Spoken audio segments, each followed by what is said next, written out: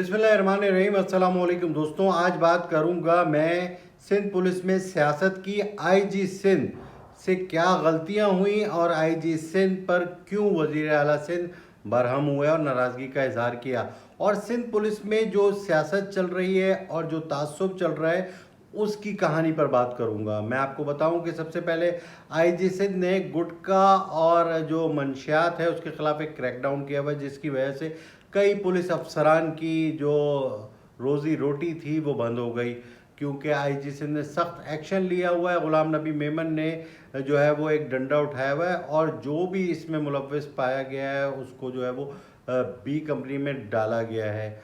और ये बताऊं मैं आपको, ये जो बी कंपनी में डाला गया है वहाँ पर कुछ लोग जो सियासी असर वाले थे, जिसमें एक खरादर में साबिक एसएचओ नंदलाल था, उसको जो है डाला गया था, लेकिन उसको जो है वो एक ही हफ्ते के अंदर दोबारा वहाँ से निकाल कर जो है वो एसएचओ स्टील टाउन लगा दिया गया। जबकि दूसरी तरफ जो एक एसएचओ ईदगाह थे इमरान हैदर, उसको जो है वो हटाया गया और उसको डिसमिस फ्रॉम सर्विस कर दिया गया। तो दोनों का जुर्म एक था, लेकिन एक जो है वो जरदारी साहब के मालिशी थे, जिसकी वजह से जो है वो फौरी तौर पर जो लग गए। दूसरी जो है वो कराची का रहने वाला एक उर्दू स्पीकिंग था, जिसकी वजह से वो जो है वो मुअत्तल हुआ और नौकरी से बर्खास्त कर दिया गया। तो ये जो है वो कानून हैरानकुन कानून है। आईजी साहब की जो है वो वहाँ चल रही है, जो कमज़ोर है, जो ताकतवर है, उस पर नहीं चल रही।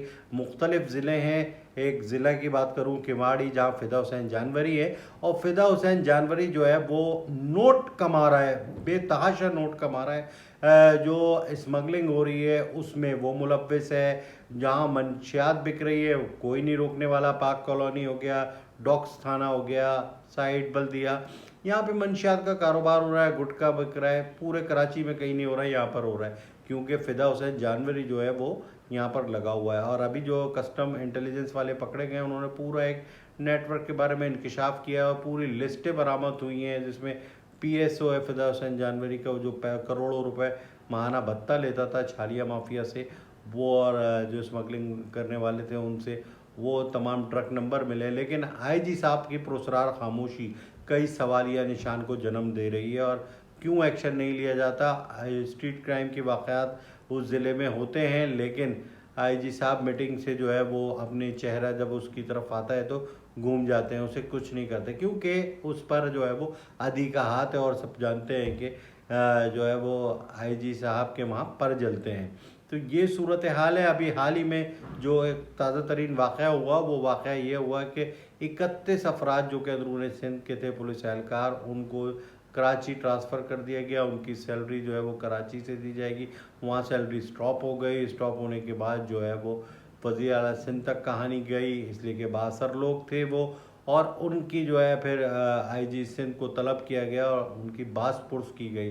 ज़रा ये बताते हैं, आईजी सिंध को कहा गया कि वो एक तरफ तो कच्चे में ऑपरेशन करने का दावेदार बन रहे हैं और ऑपरेशन में कोई खातिर ख्वाह कामयाबी नहीं हुई। बच्चे जो है वो अगवा हो रहे हैं और इन बच्चों के अगवा में अभी तक बाजियाबी में भी कोई नहीं हुआ। और दूसरी तरफ जो काम करने वाले हैं, जो इलेक्शन सर पर करीब है, उनके जो है वो मनपसंद थानेदारों को, पुलिस अफसरान को हटाया जा रहा है और उनको सजाएं दी जा रही है। इस पर बरहमी का इजहार किया और आईजी को कहा गया कि फौरी तौर पर इनको बहाल किया जाए। अब सिलसिला ये शुरू हुआ है कि रोज़ाना 10 से 12-15 अफराद को बुलाया जा रहा है, उन्हें मामूली पनिश दी जा रही है, और जो बासर है उन्हें कुछ भी नहीं दिया जा रहा हो और उन्हें जो है वो पोस्टिंग की जा रही है। तो यूँ आईजी सिंध जो है वो अपनी कुर्सी बचाने के लिए सरगर्म हुए हैं। और ज़रा ये बताते हैं कि वज़ीर आला सिंध और आईजी के दरमियान फासले हो गए हैं, और इसीलिए जो बीच में अभी तब्दीली की खबरें आई थी कि तब्दील किया जा रहा है आईजी को, तो इस बारे में भी ऑप्शन को भी गौर किया जा रहा है। ज़रा ये बताते हैं, सनाउल्लाह अब्बासी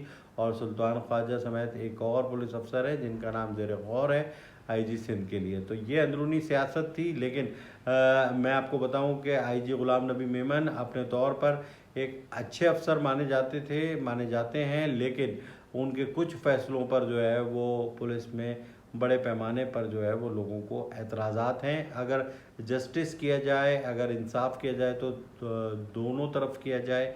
किसी एक तरफ जो है वो आप जो है वो कमज़ोर को पकड़ लें और ताकतवर को छोड़ दें, तो यहाँ पर कानून की बालादस्ती नहीं होती और सिस्टम ख़राब होता है। तो यहाँ पर यही सूरत हाल है।